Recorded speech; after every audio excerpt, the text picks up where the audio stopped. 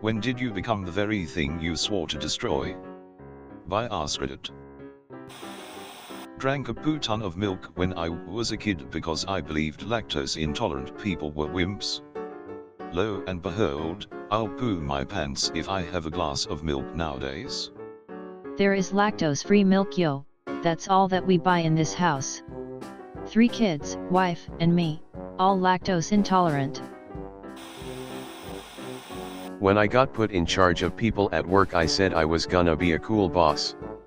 And then I realized that there's a lot more to it, and these idiots are effing up and I have to answer for it. This hits home. Working from the bottom, you make good friends and you all swear you won't be that DK head who is the boss. Then you get promoted and become that DK head. The way I see it is to take the knowledge you got from your boss and don't do the dumb stuff you hated, but all in all you just gotta be the boss, not a Michael Scott. I'll paste this here, replied to another comment but figured you might want to rethink seeing yourself as the DK head. Being a cool boss isn't reasonable, you do have to be the one to hold people's feet to the fire. But you can be the fair, honest boss who actually gives a f about the people who work for you. I had 120 people working underneath me, and typically people saw me as a hard guy to work for in that I always had high expectations. But they also knew that I did not micromanage them, and that I knew each and every one of them personally and was able to better develop them as a result. As each of them move up over time in various other positions and places, I get emails, phone calls and messages thanking me for helping them see what right looks like. I myself merely modeled my behavior after those who were my supervisors, and I believe I was able to influence them to be actually effective leaders as a result. That's ultimately the legacy I live for, anyways. Whatever the work is, doesn't matter, because no matter how much money you make, life is ultimately about the legacy you are able to leave improving the lives of others, not about hitting the number 1 spot on some report card. If you take care of the people underneath you, you'll hit that number 1 spot as a side effect. Be that kind of boss. As someone getting promoted into my first management position soon, thank you for this comment. I've been spending a lot of time thinking about what kind of boss I'm going to be, and this was helpful. Me in my first supervisor role, F me, so this is why my old boss had such a temper. I hate to say it, but the biggest mistake I made as a young manager was not firing the bad employees sooner. Everyone goes into management thinking they'll be the cool boss who is empathetic and gives their team the mentoring they need to succeed. No employee left behind. Then you become a manager and realize that some employees just want to push the limits of how little they can work without getting fired. The worst part is that their teammates are the ones who suffer the most. The team has to pick up the slack of the guy in the corner who only really works 2 hours per day. Eventually, the good team members leave because they are sick of doing an extra hour of work every day to make up for the slackers. So if someone consistently ignores warnings, fails to improve, causes drama, or makes work worse for everyone else, it's best to just remove them. It sucks to fire people, but it's better than losing everyone else. I think the difference between a good boss and a bad boss is misunderstood. A good boss identifies the issue and communicates the issue to the subordinate. They allow the subordinate to offer an explanation, new angle, or solution. See the Crucial Confrontations book. A good boss helps employees see where they've gone wrong and how to fix it. A good boss recognizes that a toxic person who causes drama cannot make up for the wasted time and energy by their own productivity. A good boss knows that their employees have the best information as to where inefficiencies and issues are. A good boss listens to employees. A good boss knows when changes need to be made, and when they can't, a good boss explains why. Edit, from Stevens below, and I agree, the ability to acknowledge they were wrong.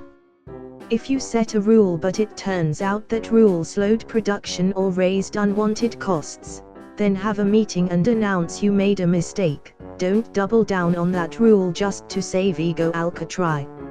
A good boss sets expectations, listens to feedback and holds people to agreed on expectations. Don't need to be a DK, but you need to keep those expectations held for the good of your team. When I finally quit my corporate job to go start my own company, I swore I was going to do exactly 3 things as a boss: hire good people, read, fire people early when they didn't fit since dragging that poo out hurt everyone, explain the goals clearly, read, give people the agency to decide the rest themselves, and leave them the F alone, read, I can check their work product on the drive myself, no need for endless meetings and reports. Those 3 things were really all it took. Company grew leaps and bounds, sold out my share and retired at 40. It's ironically harder to be hands-off, since you have to put so much time and effort into getting the right people, but man does it ever pay off. I like the phrase hire slow, fire fast. I have made the mistake of hiring quickly and looking over character flaws I thought were workable. They ended up be poison regardless of their talent. Unfortunately, I work in a major corporation where firing takes about a year of performance plans. I make video games and 95% of my career have been on consoles. Had to help out a team at work a few years back with a mobile game and they made me add in the bit where the pop-up comes up asking you to rate the game. I died a lot inside then. Much better than those DK heads adding ads with no close signs. I hope they get an ad too. Or when they know when you're going to be touching TH screen in a specific area and they throw an ad right in there. Just in that perfect time where your brain has made the decision to move your finger and before your finger has hit the screen. That is a very specific hate that I can get behind. You know those adverts where 2 people yammer back and forth? I invented those. Homer immediately punches him in the face. None you know what to do. I bought Crocs and a W-Dwacker on the same day, end me now. Anyone can be a father, but it takes Crocs and a W-Dwacker to become a dad. I used to be anti-smartphone. Now if it's not by my side I go crazy. You sound exactly like my mom. In one breath she'll say look at everyone glued up their phones and then in one swift move pull her phone out. I love my mom, but man it's annoying. In one breath she'll say look at everyone glued up their phones and then in one swift move pull her phone out. It feels so crazy to me, since when I was a kid, I wasn't even allowed to watch TV while eating. But now my parents can't even get through their favorite TV shows without using their phones. It's like the rest of the world developed ADHD when I grew out of it. A few years ago I would say yo ironically to make fun of people who said yo. Now I start almost every conversation with yo dude. How long will it take people to learn this unbreakable law of the universe? Irony will always develop into sincerity, given enough time. Given enough time, irony usually develops into rusty. I appreciate your existence.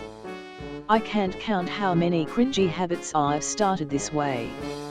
The line between using uwu ironically and seriously grows thin every minute. Never go full uwu.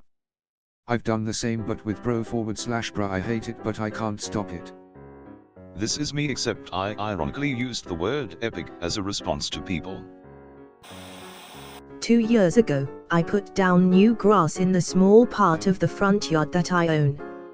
I sat down, picked up a book and read a bit in the garden. When I looked up, my nephew from next door was rolling across my freshly laid down patch of grass.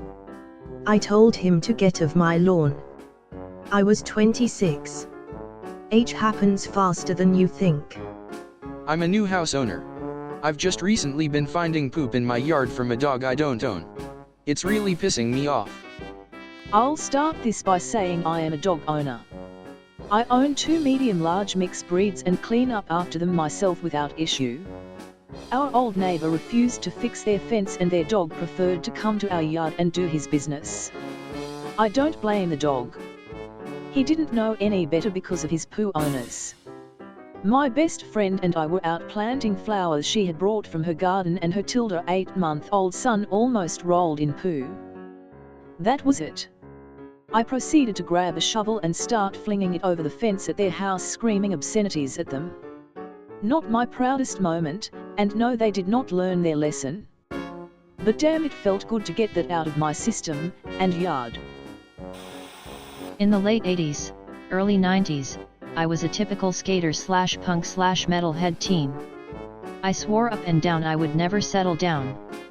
I didn't want some 9-to-5 life with the house and family. I am happily married, have a great career, and love every second of it. There are times when I sort of wonder what my life would have been if I just kept doing what I was doing. But I'm pretty sure I would be miserable. Screwing around and partying is fun when you are 17 to 23, but in my 40s. F that. I'm tired. God. I partied a lot my freshman year. Now, 10 years later, I can have a couple of beers and have a good time, but any more than that and I'll be paying for it for days. I partied non-stop from 19 to 21. At 35 I have half a can of White Claw and want to nap on the couch. So old. So boring. Drinking White Claw is like drinking TV static while someone yells the name of a fruit from the next room. I accept this. The day I told my daughter she can't have ice cream for breakfast. It just came out uncontrollably, I didn't know how to stop it. Edit, for the curious and / or judgmental, kiddo was 5 and was stalling on purpose so we wouldn't leave on time for school. They were asking why they had to put on shoes, followed by the but why game, sassy edition, without wanting the actual answers or reasons. We all know the game. Fastest I got my nephew to ever shut up was with a why what, essentially requiring him to formulate a coherent question based on the answer I'd just given him. Seemed to break the little FER. I reply with, why do you think? It encourages conversation and creativity when the child is truly curious, and it shuts down the child who is just whining for fun. I tend to try to engage the kid, and asking the kid to rephrase the why question to include parts of the answer quickly filters out genuine curiosity from just asking for attention. Because I said so is only an unacceptable answer on the first question. If you've explained why and the kid still doesn't stop asking, all bets are off. Google it, you little poo. This is essentially how my mom got me to stop asking the endless stream of whys ages ago. Except that was during the before times when internet was only used by fathers who needed to do work at home, so my mom would tell me, go look it up on the dictionary /encyclopedia, write down the answer, memorize it, then recite it to me at whatever time she chose, usually right after dinner or as soon as I got home and was doing my homework. I ended up having to do that about 3 times before I realized I could just skip to the looking it up part first, get my answer, and not have to write anything down or recite anything. Ironically, those same events are what eventually led to me start reading the dictionary for fun. Quit roughhousing. Oh no. But you can definitely do ice cream for dinner. Ice cream and a can of fruit cocktail is my go-to dinner if I'm getting over a flu and haven't been eating much.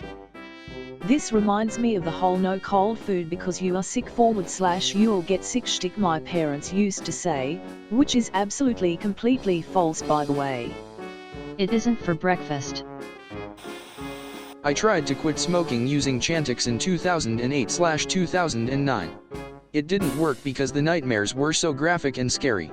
I had 2 before I stopped taking it. I don't remember the first one, but the second one, I killed a guy by removing his limbs very slowly. It really grossed me out. Didn't realize I was capable of that sort of barbarity even in some unlocked portion of my mind. Now I do autopsies for a living. It's weird that elements of my absolute worst nightmare is part of my day-to-day. Had a cop ask me to remove a guy's hands a couple weeks ago, and it's literally not even crossed my mind a second time until just now. That's when I realized my passion for dismembering bodies.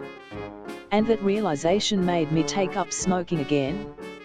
Kinda weird thing but relevant. My dad quit using Chantix like 8 years ago and had the vivid dreams too. It quite, but he really liked them, so much so that he joked about smoking so he could take Chantix to quit again. He probably got lucky with dreams about, well, getting lucky. Could be he said there were a lot of realistic zombie survival dreams and other apocalypses. He apparently felt like a movie protagonist, but I was a kid so he wouldn't tell me your theory. Face with tears of joy. This reminds me of when I quit taking Ambien.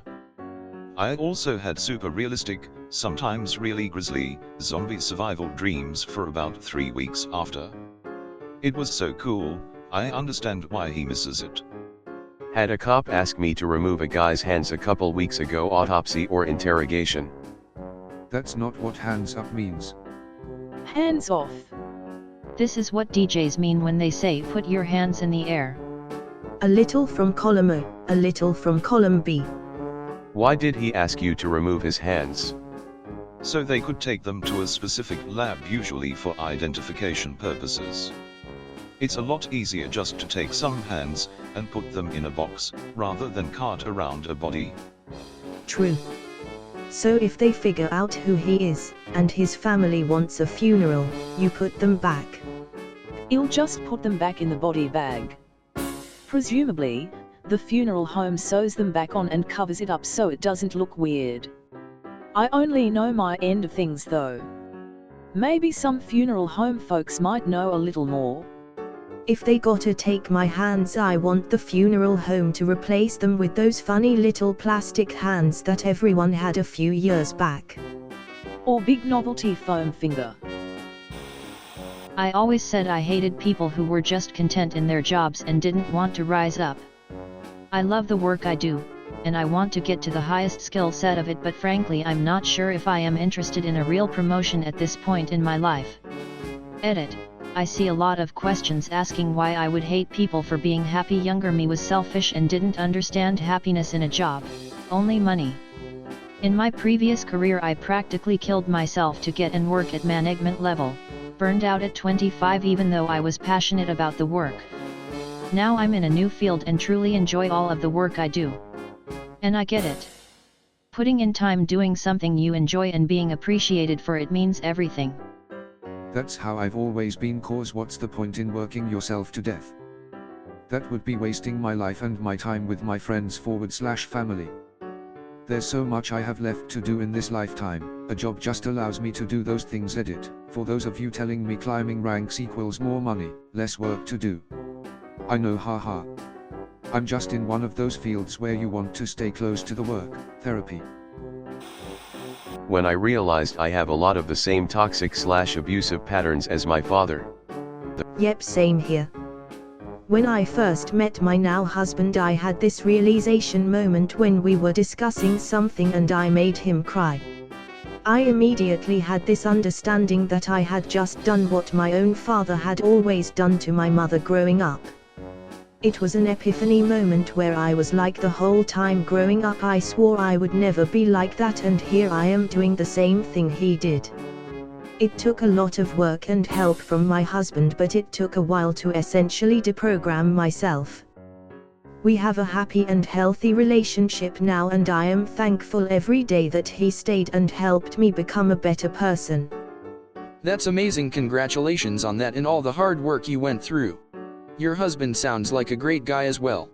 Unfortunately, it took my relationship of 3 years ending for me to finally open my eyes. I absolutely traumatized my ex and I am so ashamed for it. I'm starting my deprogramming process at all, but I'm so scared of failing and hurting someone else that I love. I'm sorry you lost that relationship. When you have the realization, that's the first step, so good on you for that. After that, it just takes a lot of effort in recognizing when you see the behavior and immediately stopping it. I had a long talk with my husband, before he was my husband, about when he sees the behavior and him not stopping to call me out on it. This was the biggest help, especially when it's a situation where I was very emotional or heated, because my judgment would become clouded. He really helped me a lot, and I think it's because he also had parents similar to mine. He easily recognized when I was doing those things. But in the end, it's up to you to change those behaviors, and you can definitely do it. It just takes time and effort. Good luck, my friend, and while for me I wasn't able to get counseling, if it's available to you, I would highly recommend it. I can sort of relate. I've found I carry several of my mom's toxic patterns and am doing my best to break them. If I could just get my damn temper under control, I've just about beaten everything else that was instilled in me. I somewhat understand. My father isn't abusive, but he is, let's say, rough around the edges. I grew up with his influence and now I'm emotional crippled. All my relationships tend to fall apart and now I'm a very lonely person. So I kinda understand. Hope you get better. I feel ya, pal. What helped me most was understanding why I have those behaviors, and learning to catch myself when I exhibit them. It's important to kind of step outside yourself and objectively look at how you are reacting, and keep asking why, until you target the root of the behavior. Once you know why you do something, you can start learning how to be better. It won't happen overnight, so you have to give yourself time, and ultimately learn to forgive your past self, and your father. I'm so sorry that happened to you. It isn't fair what our parents do to us, and often they either don't know, don't care, or are in complete denial about their parenting. I know it's cliché, but have you reached out to a therapist recently? I have been through I think 9 therapists over the course of my life, and just now at 36 have found one that I really click with. I don't know that I will get better in the sense that I will reach what I define as normal or not emotionally crippled, but I am certainly making progress within the confines of what I can do. I realized this last year. It's a tough road to identify all the bad traits you've picked up thinking that's just how humans interact, and then to fix them. When I picked up smoking at the age of 17. Same here, but I took it up at 16. Best friend and I always swore we wouldn't, and we were constantly bugging her dad and my mum to quit. Both of us ended up as smokers and eventually both our parents quit. All on this thread, never give up the fight. I started at 16 too. Tried to quit many times, eventually came to believe that quitting would never stick. Finally quit for good at age 32. 3.5 years cigarette free.